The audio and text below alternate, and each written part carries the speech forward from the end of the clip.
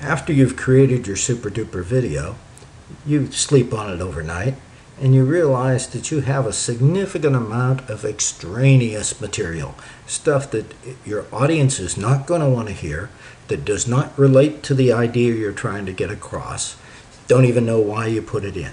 So what you need to do is eliminate that. So we'll start by opening our editor, our Windows Live Movie Maker. And one of the first things it's going to do is ask us to go get our video. So we will do that here. And we'll open up our video. Now, what we would do is go ahead and start playing the video. You'll notice that this bar up here is going to move across. And when it gets to the area that we want to stop, we're going to stop it. So, and again, we're doing this in real time, so it may take a few minutes. Notice that our total time right now is 8 minutes and 31.5 seconds. So a little over 8.5 minutes. Well, hello, ladies and gentlemen.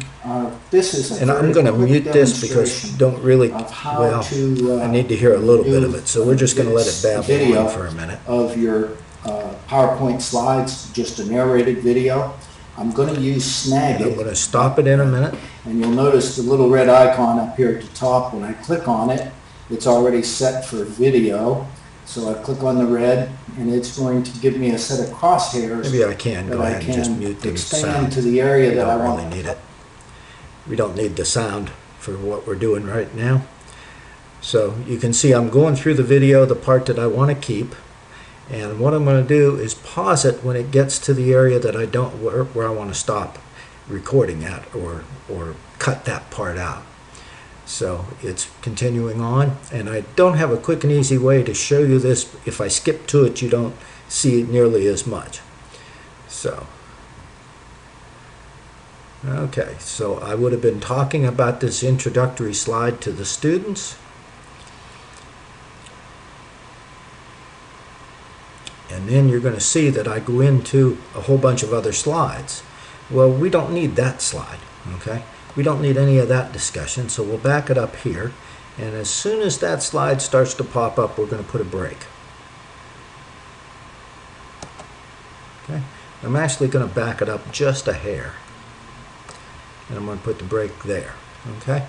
Notice this bar moved over here. Now what I'm doing is I'm going up to Edit, and I'm going to put Split. Okay? Now, I know that the next segment that I want to do, and we'll just scroll across here and you'll see the different slides in the center part here.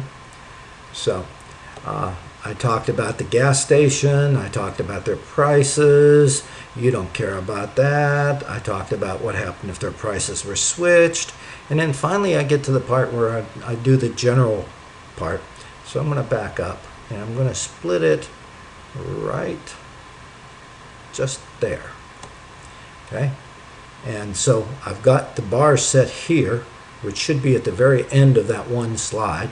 Again, I'm going to click Split. Okay, and now, ideally, if I move this back, move the cursor to here, and I'm actually going to try starting it a little bit further along, right about there. And if I play, it should hit that split at just the right time. I'm talking, I'm wasting time, talking, and right about now should come the split, and bingo. Okay, so it looks like it does what I want it to do. So now what I'm going to do is remove this section right here. Okay, it's highlighted because I have the cursor in the middle of it. Okay, and I've already split it into two pieces. So now what I can do is I can right click and click remove, and that whole block is going to go away. Bingo. And the rest of the video was merged up with what was there already. So if I move the cursor or the bar, the progress bar, to about here, and this time I'll turn the sound back on to make sure I didn't mess it up too badly. Okay, so I've got the sound back on now. So we'll restart it from this point right here. pricing from Unit 8 in our microeconomics class. So what we're going to end up talking about, we notice that every business is constant. Okay, so that's what I wanted. Okay, very quickly I go in, that's where I end up talking about the students, and then I start talking to you about how the video is put together. Okay, so at this point we have now cut and pasted or cut away that section. We have the video just the way we want it. So now we can save it, and we'll click up here to a movie maker. The first thing we want to do is save the movie recommended for this project. Okay. And we're going to put it in a special place. I'm going to stick it, let's see, where is this? Okay, I'm going to put it here, and I'm going to call it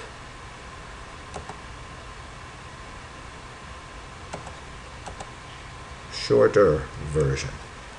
Okay, and I'm going to save. Now again, it's going to take a few minutes to do this.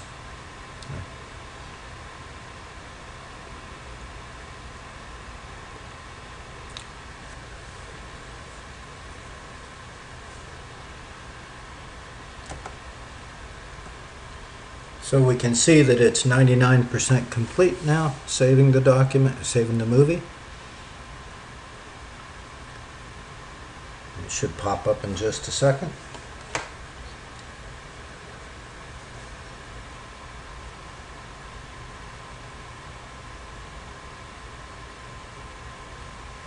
Some things you just have to wait for. That's the unfortunate part. Okay, it's saved. We don't want to do that. We can also save this as a project. It goes a little quicker. And we're going to call it the same thing, only this is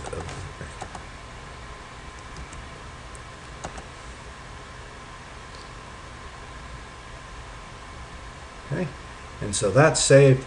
And then the last thing we need to do is upload it to YouTube, okay, so that you folks can see it. So again, we're going to click on YouTube, we're going to click on the recommended size, we're going to give it our password, and we're going to sign in, and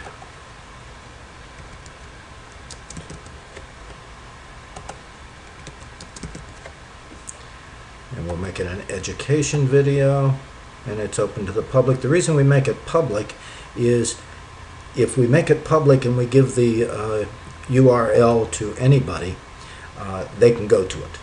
Okay? Yes, other people can get there too, but as long as we give the URL to our students can go to it. If we make it private, even though we give the URL to our students, they can't get to it unless they're listed by name, have an account with YouTube, and can get into it that way.